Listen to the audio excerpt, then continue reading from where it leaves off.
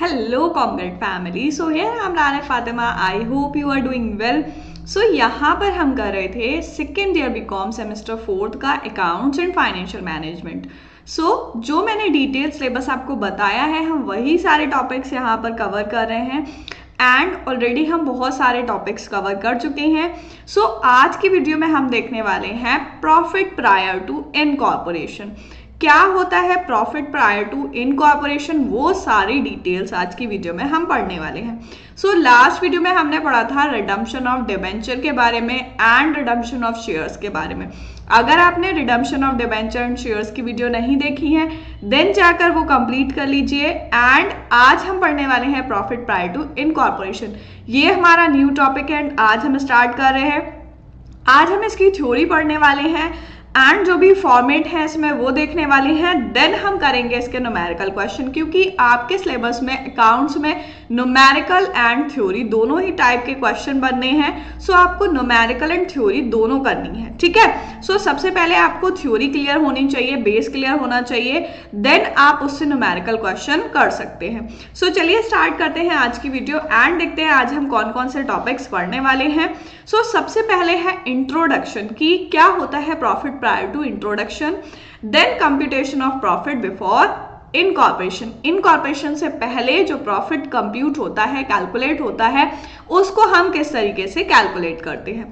चलिए स्टार्ट करते हैं इंट्रोडक्शन से एंड देखते हैं profit prior to incorporation. Profit before incorporation समझने से पहले, प्रॉफिट प्रायर टू इनकॉर्पोरेशन समझने से पहले आपको ये पता होना चाहिए कि इनकॉर्पोरेशन क्या होता है। इनकॉर्पोरेशन का मतलब होता है कि किसी भी कॉर्पोरेशन का फॉर्म होना, बनना, ठीक है। कोई भी कॉर्पोरेशन, कोई भी न्यू कॉर्पोरेशन बन रही है, फॉर्म हो रही है, देन हम उसको बोलते हैं इनकॉर्पोरेशन।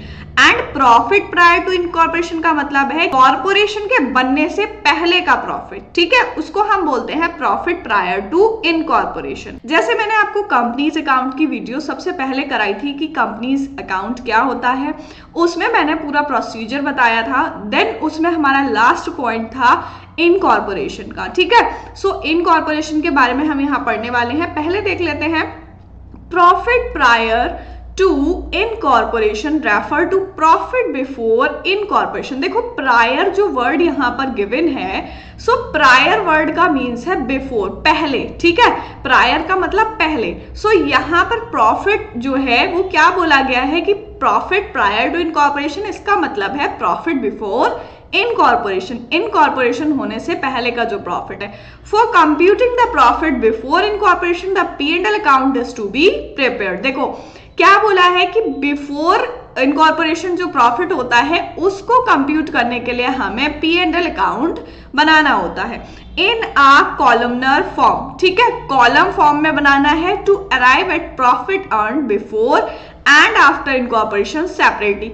अब जो हम इसमें P&L बनाते हैं उसमें बिफोर एंड आफ्टर यानी कि प्री एंड पोस्ट इनकॉर्पोरेशन अलग अलग प्रॉफिट हमें शो करना होता है, ठीक है।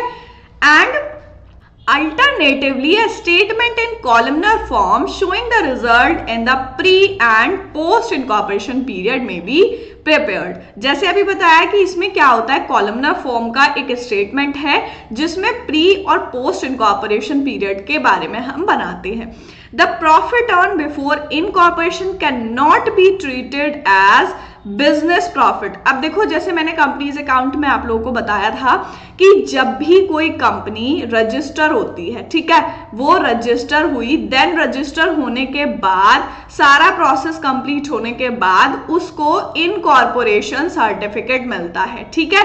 इनकॉर्पोरेशन सर्टिफिकेट जो मिलता है वहां से जो है स्टार्ट होती है कंपनी की वो अपना बिजनेस स्टार्ट कर सकती है। देन जब इनकॉर्पोरेशन होता है उससे पहले का जो प्रॉफिट है, यहां पर बोला है profit earn before, before incorporation जो प्रॉफिट है उसको हम बिजनेस प्रॉफिट ट्रीट नहीं करेंगे and hence it's not available for distribution as dividend to share holder, और ना ही उसको डिस्ट्रीब्यूट किया जाएगा शेयर होल्डर्स में एज अ डिविडेंड। अब देखो ऐसा क्यों नहीं करते हैं, क्योंकि जब कंपनी इनकॉर्पोरेट हो रही है उससे पहले की सारी चीजों को हम क्या बोलते हैं, कैपिटल। जैसे मान लो यहाँ पे 1 अप्रैल को जो है 1 अप्रैल को कोई कंपनी इनकॉर्पोरेट हुई, ठीक है।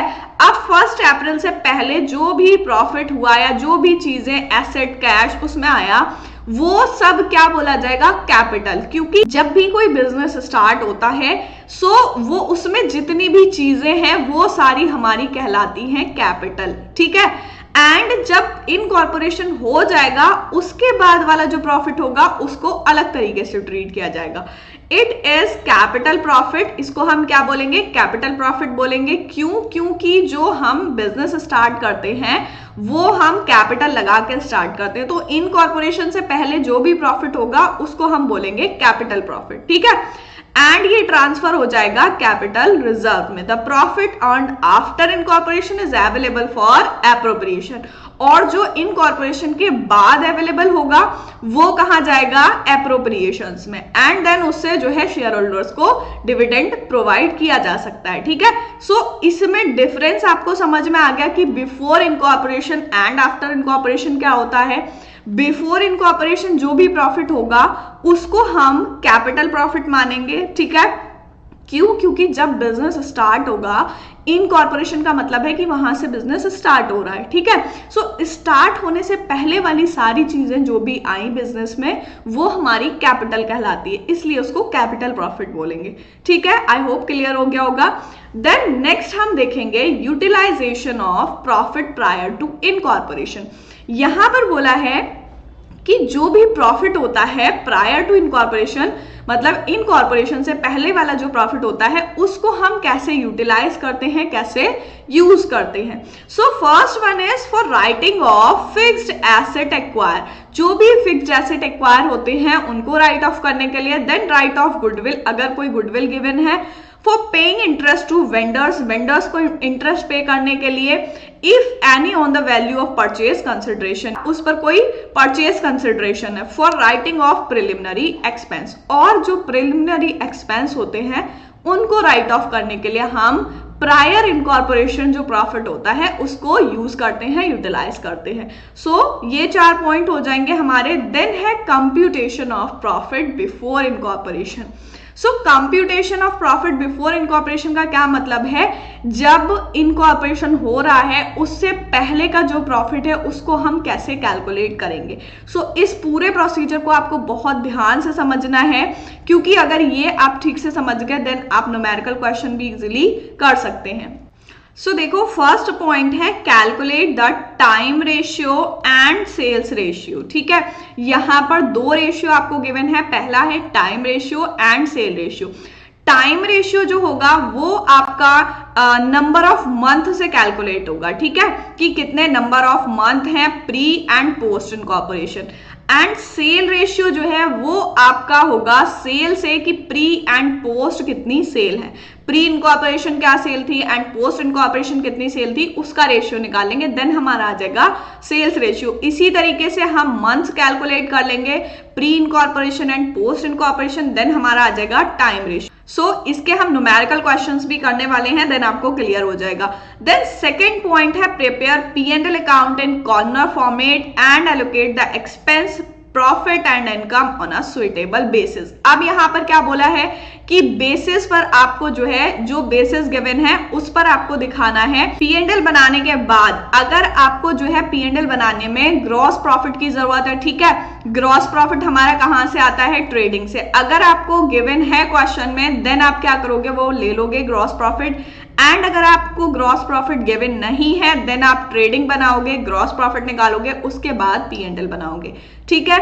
देन थर्ड पॉइंट है हमारा allocate all item appearing on the debit side of P&L account and credit side of P&L account on suitable basis. अब यहां पर सुइटेबल बेसिस का मतलब यह है कि जो हम P&L अकाउंट बनाते हैं या कोई भी लेजर अकाउंट बना रहे हैं, जर्नल अकाउंट बना रहे हैं, उसमें हमारी 2 साइड होती हैं, डेबिट एंड क्रेडिट, ठीक है। So debit and credit side जो हम बना रहे हैं उसमें जो भी चीजें हमारी होंगी वो ऑन द बेसिस जो हमें गिवन है वो उसी हिसाब से शो करनी है। जो भी हमारे fixed expense and journal expense होंगे उनको हम दिखाएंगे टाइम रेशियो पे, ठीक है, टाइम बेसिस पर। एंड जो सारे हमारे सेलिंग एक्सपेंस और डिस्ट्रीब्यूशन एक्सपेंस होंगे उनको हम दिखाएंगे सेल्स रेशियो पर, ठीक है। सो बेसिस यहां पर गिवन है कि आपको कौन सी चीज किस तरीके से दिखानी है, कौन से रेशियो में दिखानी है। And the fourth point is there are some items of expenditure and income which are not to be allocated. कुछ आइटम्स या कुछ एक्सपेंडिचर इनकम ऐसी होती हैं जो यहाँ पर नहीं शो की जाती, नहीं लिखी जाती हैं, ठीक है। जैसे अगर हम एग्जांपल ले इसका, तो यहाँ पर हो जाएगा हमारा कोई भी पार्टनर की सैलरी है, ठीक है, किसी भी पार्टनर की सैलरी आ जाएगी, या फिर उसके जो पार्टनर है उनका इंटरेस्ट आ जाएगा, इंटरेस्ट ऑन कैपिटल, ठीक है। सो ये चीजें हमारी इसमें P&L में नहीं आती हैं, ठीक है। सो इस टाइप की एक्सपेंडिचर या इनकम P&L में नहीं शो होगी। Balance the P&L account and find out P&L। यहां पर बोला है कि ये सारे स्टेप्स करने के बाद आप क्या करेंगे, दोनों साइड का बैलेंस करेंगे प्रॉफिट लॉस अकाउंट का, एंड देन उससे हमें प्रॉफिट या लॉस आ जाएगा, जो भी नेट प्रॉफिट या नेट लॉस होगा, ठीक है। सो ये हो जाएगी हमारी कैलकुलेशन की, इस तरीके से हमें जो है प्रॉफिट या लॉस को कैलकुलेट करना है। फर्स्टली हमें टाइम रेशियो या सेल्स रेशियो निकालना है, देन P&L अकाउंट को कॉलम फॉर्मेट में बनाना है और उसमें जो भी एक्सपेंस और इनकम लिखे जाएंगे उनको उनके बेसिस के हिसाब से लिखेंगे। देन जो भी debit side and credit side होगा उसमें हमें बेसिस वाला कॉलम बनाना है एंड उसका बेसिस लिखना है।